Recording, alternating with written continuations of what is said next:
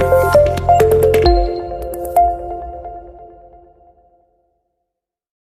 Students, आज जो हमारा टॉपिक है वो है reaching the age of adolescence, जो आपका क्लास 8 का चैप्टर नंबर 10 है साइंस बुक का। सबसे पहले जानेंगे कि अडोलेसेंस क्या होता है। अडोलेसेंस जवानी, ठीक है, ये वो एक पीरियड है इंसान का, किसी भी लड़की का या लड़के का, जब वो जवान हो जाता है। ये जो जवानी है ये स्टार्ट होती है एज 11 ईयर्स से और 19 ईयर्स तक ये रहती है, जिसमें आप में वो सारी चीज़ें आती है जो एक जवान इंसान में होती है। इस एज को हम टीन एज भी कहते हैं। और इन लोगों को जो 11 से स्टार्ट हो 12, 13, 14, 15, 16, 17, 18, 19 तक आता है, तो इनको हम टीन एजर्स भी कहते हैं। ऐसा होता है कि गर्ल्स में जो ये जवानी की साइंस है ये स्टार्ट होना पहले स्टार्ट होती है, 2 साल पहले स्टार्ट होती है, उसके बाद 2 साल के बाद लड़कों में स्टार्ट होती है। लेकिन ये जो साइंस है ये वैरी होती है एक पर्सन से दूसरे पर्सन तक। 3 स्टेज है एडोलेसेंस के, ठीक है। एक है अर्ली एडोलेसेंस जो 10 साल से 14 साल का होता है। दूसरा है मिडिल एडोलेसेंस जो 15 साल से 17 ईयर्स तक होता है। और तीसरा है 18 to 24, इसको हम लेट एडोलेसेंस कहते हैं या अर्ली अडल्टहुड कहते हैं, ठीक है। अडल्टहुड मतलब जब इंसान पूरी तरह से जवान होता है उसको अडल्टहुड कहते हैं। नेक्स्ट है प्यूबर्टी। प्यूबर्टी है वो चेंज जो एक इंसान में होती है, ठीक है, वो लड़का हो या लड़की हो, ताकि वो कैपेबल हो, ताकि उसमें वो सारी चीज़ें हो कि वो रिप्रोड्यूस कर सके, ठीक है, उसका रिप्रोडक्टिव सिस्टम पूरी तरह से मैच्योर हो सके, ठीक है। देखिए मेल में क्या होता है, सबसे पहले एक तो फेशियल हेयर आता है, दाढ़ी आती है, ठीक है। शोल्डर्स उसके चौड़े होते हैं, अंडर आर्म्स के नीचे हेयर आते हैं, प्यूबिक हेयर आते हैं, ठीक है। नेक, चेस्ट, लेग के मसल्स जो है वो बड़े हो जाते हैं और वो ज़्यादा मजबूत होते हैं। इनमें जो है उनका जो पेनिस है वो लॉन्ग होता है और वाइड होता है, ठीक है। ऐसे ही फीमेल्स में क्या होता है, इनकी जो स्किन है वो ऑयली होती जाती है, ठीक है। ब्रेस्ट स्टार्ट होते हैं बनने, हेयर आते हैं अंडर आर्म्स के नीचे, हिप बोन्स जो है वो वाइड होती है, ठीक है, चौड़ी होती है, वेट होता है गेन हिप्स में, प्यूबिक हेयर आते हैं और लेग्स और जो मसल्स है, लेग्स की जो मसल्स है वो बड़ी होती जाती है और मज़बूत होती जाती है। सबसे पहले अब ये जो है ये हम पूरी डिटेल्स में पढ़ेंगे कि प्यूबर्टी में जो है वो क्या क्या चेंज आती हैं। सबसे पहले हाइट इंक्रीज़ होती है। सबसे पहली चीज़ इंक्रीज़ इन हाइट, ठीक है। आपकी जो बोन्स है वो लंबी होती है, ठीक है, वो आर्म्स की बोन्स हो या लेग्स की बोन्स हो वो लंबी होती जाती है, ताकि एक इंसान जो है वो टॉल हो सके, वो लंबा हो सके। जो गर्ल्स हैं वो सबसे ज़्यादा ग्रो करते हैं देन बॉयज़। 18 ईयर्स का होने तक गर्ल्स की हाइट जो है वो मैक्सिमम आ जाती है, पूरी तरह से बढ़ जाती है। उसके बाद उनकी जो ग्रोथ है वो कम होनी, 18 ईयर्स के बाद उनकी ग्रोथ कम होनी स्टार्ट होती है, कम होती है उसके बाद। ये भी वैरी करता है और कुछ की जो है कुछ की हाइट 18 ईयर्स के बाद ही बढ़ती है, ठीक है। ये वैरी करता है, डिफरेंट होता है डिफरेंट इंसानों में, according to their hormone levels किसकी कैसी है उसके हिसाब से। दूसरी एक चीज़ है बॉडी की शेप चेंज होना स्टार्ट होती है। आपने ये देखा होगा कि जो आपकी क्लास के जो बच्चे हैं उनके शोल्डर्स थोड़े ब्रॉड होते हैं, थोड़े चौड़े होते हैं और ब्रॉडर होते हैं, ठीक है, थोड़े बड़े होते हैं। देन उनकी जो आपके जूनियर क्लासेस में हो उनके जो शोल्डर है वो बहुत पतले होते हैं। इसका मतलब ये है कि ये जो आपके साथ जो क्लासमेट्स पढ़ते हैं उनकी ग्रोथ हो रही है, जिसकी वजह से उनमें थोड़ा चौड़ापन आ गया है। और ऐसी ही जो गर्ल्स में है उनकी जो वेस्ट का हिप का पोर्शन है वो वाइड होता जाता है जैसे ही वो बढ़ते जाएंगे। इसी तरह नेक्स्ट जो है वॉइस चेंज होती है जब भी प्यूबर्टी आती है, ठीक है। इसमें क्या होता है, आपके गले का एक हिस्सा होता है जिसको लिरिंक्स कहते हैं, वो ग्रो होना स्टार्ट होता है। ये स्पेशली बॉयज़ में होता है।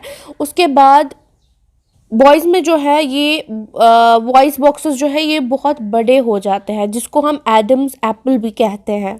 जैसे आप पिक्चर में देख रहे हैं, ठीक है, ऐसे गला थोड़ा, गले में कोई पोर्शन थोड़ा बाहर जैसा आता है, जिसको हम एडम्स एप्पल कहते हैं। इसकी वजह से ही वॉइस की जो आवाज़ है वो थोड़ी भारी होनी स्टार्ट होती है। ऐसे ही जो गर्ल्स में है, गर्ल्स में विजिबल नहीं होता है ये लिरिंक्स या एडम्स एप्पल आप कहें, ये बहुत स्मॉल साइज़ का होता है, जिसकी वजह से उनकी हाई और पतली आवाज़ होती है, ठीक है। जवान लड़कों में क्या होता है, कभी कभार ये जो एडम्स एप्पल है या आप लिरिंक्स बोलें, इनकी ग्रोथ बहुत ज़्यादा हो जाती है, ठीक है, जिसकी वजह से क्या होता है, आवाज़ बहुत ही अजीब जैसी हो जाती है। लेकिन ये जो है ये स्टेज कुछ ही दिनों के लिए या कुछ ही हफ्तों के लिए होता है, उसके बाद ये नॉर्मल खुद ही हो जाता है। नेक्स्ट जो है वो है कि आप में स्वेट बहुत ज़्यादा आता है और आपकी स्किन से जो है वो ऑयल भी बहुत ज़्यादा निकलता है, जिसको हम स्पीशियस ग्लैंड्स बोलते हैं, ठीक है। जब प्यूबर्टी आती है, स्वेट की जो ग्लैंड्स है और स्पीशियस ग्लैंड जो है उनकी सेक्रीशन बढ़ जाती है। उनमें से जो ऑयल निकलता है, उनमें से जो स्वेट निकलता है, उसकी इंटेंसिटी बढ़ जाती है, वो ज़्यादा निकलना स्टार्ट होता है, जिसकी वजह से जब इंसान थोड़ा जवानी में आने लगता है तो उसके फेस पे पिंपल्स आ जाते हैं, ठीक है, और पसीना भी बहुत ज़्यादा आता है। यही वजह है, ये इसी वजह से होता है कि आप ये इन ग्लैंड्स की जो एक्टिविटी है वो ज़्यादा बढ़ गई होती है। इसके अलावा आप में डेवलप होते हैं, ऑर्गन्स डेवलप होना स्टार्ट होते हैं, ठीक है, जो आपके पास पहले से नहीं होते हैं, ठीक है। जैसे मेल्स में होता है, जैसे पिक्चर में दिखाया गया है, बालों की ग्रोथ होती है, ठीक है। सबसे पहले आपके पहले छोटे छोटे बाल होते हैं, उसके बाद बाल लंबे होते जाते हैं, ठीक है। मर्दों में शेव आता है, चेस्ट पे बाल आते हैं, अंडर आर्म्स में बाल आते हैं, ठीक है, प्यूबिक हेयर आते हैं, ठीक है, और आपके जेनिटल ऑर्गन्स डेवलप होना स्टार्ट होते हैं, ठीक है। लड़कियों में पीरियड्स स्टार्ट होते हैं, ओवरीज से एग्स निकलना स्टार्ट होते हैं, मैच्योर्ड एग निकलना स्टार्ट होते हैं। इस स्टेज पे आपके जो ऑर्गन्स हैं वो कम्प्लीटली मैच्योर होते हैं।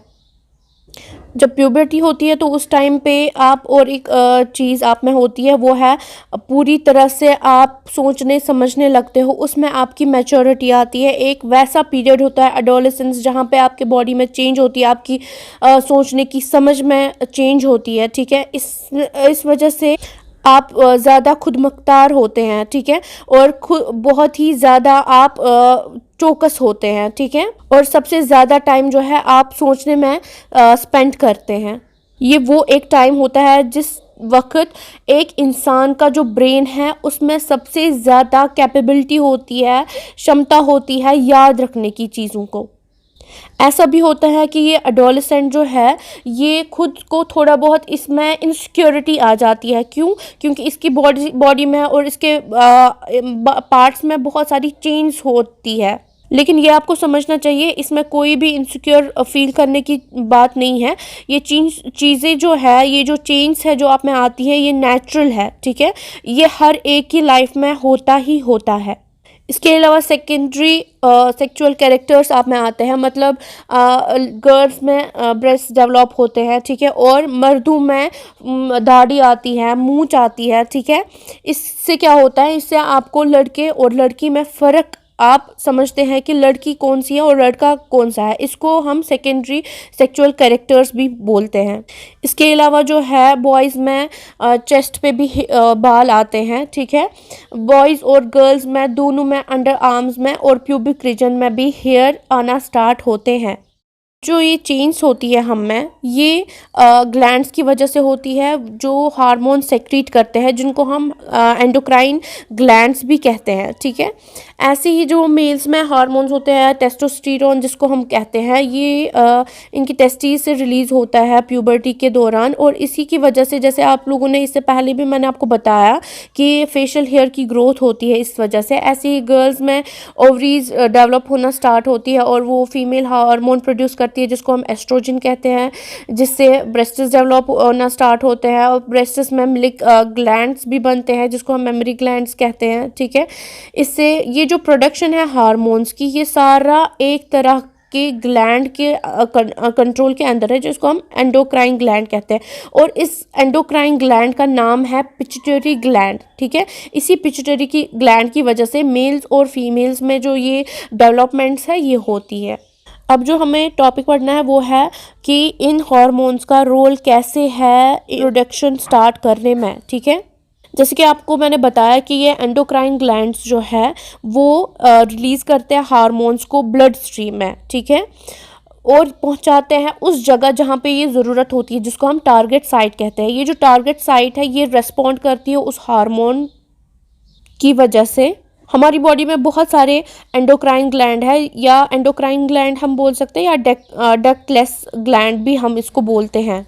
और हमें जो हार्मोन्स है जिसकी वजह से रिप्रोडक्शन होती है वो भी इतनी एंडोक्राइन हार्मोन्स की, एंडोक्राइन ग्लैंड्स की वजह से होती है जो पिट्यूटरी ग्लैंड से हमें मिलते हैं। ये जो पिट्यूटरी ग्लैंड है ये हार्मोन्स जो सेक्रेट करते हैं उससे एक तो ओवा मैच्योर होता है ओवरीज में, और इसके अलावा जो है मेल्स का जो गैमीट है वो भी मैच्योर होता है। अब जो टॉपिक है वो है reproductive phase of life in humans. Reproductive phase of life in humans मतलब इंसानों में कैसा फेज आता है रिप्रोडक्शन का, ठीक है। सबसे पहले जब मेल और फीमेल दोनों कैपेबल होते हैं गैमीट्स प्रोड्यूस करने के लिए, ये जो फेज़ होता है, ये जो स्टेज होता है, ये सबसे ज़्यादा बड़ा फेज़ होता है, ठीक है। लेकिन सबसे ज़्यादा टाइम मेल्स में होता है इसका, फीमेल्स में कम ही टाइम होता है। फीमेल्स में जो ये फेज़ है ये प्यूबर्टी से स्टार्ट होता है, 10 to 12 ईयर्स से स्टार्ट होता है, और 45 to 50 ईयर्स तक ये रहता है। इसमें क्या होता है, इसमें जब एग रिलीज़ होता है ओवरीज से, उसके बाद वो 28 to 30 डेज़ तक जब वो मैच्योर होता है, और उसके बाद उसको कोई भी मेल गैमेट नहीं मिलता है ताकि वो फर्टिलाइज हो सके। उसके बाद क्या होता है, इसके दौरान ये यूट्रस की वॉल जो है वो थिक होनी स्टार्ट होती है, ठीक है। उसके बाद जब वो फर्टिलाइज नहीं होता है तो उसके बाद वो शेड ऑफ हो जाती है, वो थिकनिंग यूट्रस की, जिसको हम बोलते हैं कि इसके पीरियड्स आ गए हैं, मेंस्ट्रुएशन होना स्टार्ट होती है, ठीक है। अगर इस एग को, ठीक है, कोई फर्टिलाइज्ड एग मिल जाता है तो ये प्रेगनेंसी स्टार्ट होती है, और आहिस्ता आहिस्ता ये डेवलपमेंट, इसमें फर्दर डेवलपमेंट्स होती जाती है, जैसे कि आपने प्रीवियस चैप्टर में मैंने आपको बताया। इसके अलावा 40 से 45 ईयर्स तक की एज पे जब कोई फीमेल आती है तो उसकी मेंस्ट्रुएशन स्टॉप होती है, जिसको हम मेनोपॉज भी कहते हैं। जब भी मेंस्ट्रुएशन स्टार्ट होती है तो सबसे पहले इरेगुलर साइकिल होते हैं, उसके बाद आहिस्ता आहिस्ता थोड़ा टाइम लगता है ताकि वो रेगुलरली आपको टाइम टू टाइम हो सके। ये आपको इस पिक्चर के थ्रू पूरी तरह से समझ आएगा, ठीक है। मेल मियोसिस और मियोसिस हो जाती है, ठीक है, मेल और फीमेल गैमीट की। उसके बाद फर्टिलाइजेशन होके जाइगोट बनता है, उसके बाद माइटोसिस होता है, मतलब कंप्लीटली टोटल डिवाइड होती जाती है सेल्स, और उसके एट लास्ट वो एक फीटस बनाता है, ठीक है, या बेबी में डेवलप होता है, ठीक है। उसके बाद फिर से माइटोसिस होती है, डिवाइड, और एट लास्ट अडल्ट में वो डेवलप होता जाता है। ये था reproductive phase of life in human है। अब जो है बेबी कैसे डिटरमाइन करेंगी कि ये मेल है या फीमेल, ठीक है। मेल या फीमेल ये हमें पता चलता है कि इसमें किस सेट के क्रोमोसोम्स है, ठीक है। क्रोमोसोम्स फीमेल में जो होते हैं वो XX होते हैं, और मेल में जो होते हैं वो XY होते हैं, ठीक है। अब अगर मेल Y वाला क्रोमोसोम देता है और फीमेल X वाला, तो XY बनता है। XY means male. अगर XX कंट्रीब्यूट होते हैं तो वो फीमेल होती है, ठीक है। It is totally dependent on both male and female कि ये जो बेबी है ये क्या हो, ये मेल है या फीमेल है, ऐसे ही हमें बच्चे का पता लगता है। नेक्स्ट जो है, अब हमारी हेल्थ, रिप्रोडक्टिव हेल्थ जो है वो हम कैसे उसकी देख रेख करें, ठीक है। और हमारी जब हमारी एडोलेसेंस आती है, जवानी स्टार्ट होती है, तो उस टाइम पे हमें क्या क्या करना चाहिए। WHO वर्ल्ड हेल्थ ऑर्गेनाइजेशन जो है वो कहते हैं कि हमारी रिप्रोडक्टिव हेल्थ हमारे पूरे जिस्म की हेल्थ को ठीक रखने में बहुत मदद करती है, ठीक है। हमारे बिहेवियर को ठीक रखने में, इमोशंस को, हमारे फिज़िकल, हमारे बॉडी पार्ट्स को, और सोशली हमें ठीक रहने में बहुत इम्पॉर्टेंट है हमारे लिए, ठीक है। हमारी हेल्थी सोसाइटी के लिए हमारी रिप्रोडक्टिव हेल्थ जो है वो बहुत ज़रूरी है, और पॉपुलेशन के लिए भी हमारी रिप्रोडक्टिव हेल्थ को मेंटेन रखना बहुत ज़रूरी है। हमारी एज आ जाती है, हमारी स्टेज आ जाती है एडोलेसेंस की, उस टाइम पे हमें हमें अच्छी ग्रोथ हो, हमें अच्छी मैच्योरिटी हो, उसके लिए हमें गुड हाइजीनिक हैबिट्स अपनाना बहुत ज़रूरी है, ठीक है। ताकि मैं एक तो पर्सनल हाइजीन भी और सोशल हाइजीन भी हमें पूरी तरह से अपनाना है, केयर करना है उसका, ताकि हमें पूरी तरह से एडोलेसेंस आ जाए, ठीक है। उसमें कोई भी साइड इफ़ेक्ट या कोई भी डिफ़ेक्ट ना हो। हमें जो है हमें बैलेंस्ड डाइट लेना चाहिए, हाँ, हमें ही नहीं बल्कि जो सारे एज ग्रुप्स है, हर एक एज ग्रुप पे बैलेंस्ड डाइट हमें लेना चाहिए। मोस्ट इम्पॉर्टेंटली एडोलेसेंट्स को बैलेंस्ड डाइट लेना चाहिए, क्योंकि उनका स्टार्टअप वहाँ से ही होता है। बैलेंस्ड डाइट जो है मतलब उसमें हर एक तरह के न्यूट्रिएंट्स होने चाहिए, प्रोटीन्स होना चाहिए, फैट होना चाहिए, कार्बोहाइड्रेट्स, विटामिन्स, मिनरल्स, सभी पूरे एडुकेट मिकदार में, जितनी भी मिकदार हमारी बॉडी को ज़रूरत है उसमें हमें मिलना चाहिए। कोई भी चीज़ ज़्यादा नहीं मिलनी चाहिए, ठीक है। एक्सेस किसी भी चीज़ का, किसी भी न्यूट्रिएंट का एक्सेस हमें नहीं लेना है। जैसे फ्रूट्स है, राइस, रोटी, green vegetables, meat, milk, eggs, ये सारे जो है इसमें सबसे ज़्यादा न्यूट्रिशनल वैल्यूज़ है, इन सब में सबसे ज़्यादा न्यूट्रिशन है। लेकिन आजकल के ज़माने में जो अडोलेसेंट्स हो या कोई भी हो, वो अडल्ट्स हो, वो सबसे ज़्यादा फ़ास्ट फूड का इस्तेमाल करते हैं। Fast food, bakery products, fried items, junk foods, इससे हमें बहुत इफ़ेक्ट पड़ता है, हमारी हेल्थ पे भी, हमारे एडोलेसेंट्स पे भी, ठीक है, हमारे बच्चों पे भी, हमारे किड्स पे भी। हमारा जो हेल्थ है वो बहुत ही ज़्यादा ख़राब होता जाता है दिन ब दिन। इसकी वजह से ओबेसिटी आती है, विटामिन डेफिशिएंसीज़ होती है, ठीक है। इसके अलावा हमारी रिप्रोडक्टिव हेल्थ पे फिज़िकली और इमोशनली भी हम पे बहुत ज़्यादा इफ़ेक्ट करती है ये। अब इसके अलावा पर्सनल हाइजीन हमें कैसे मेंटेन करना है, हमें सफाई रखनी है, ठीक है।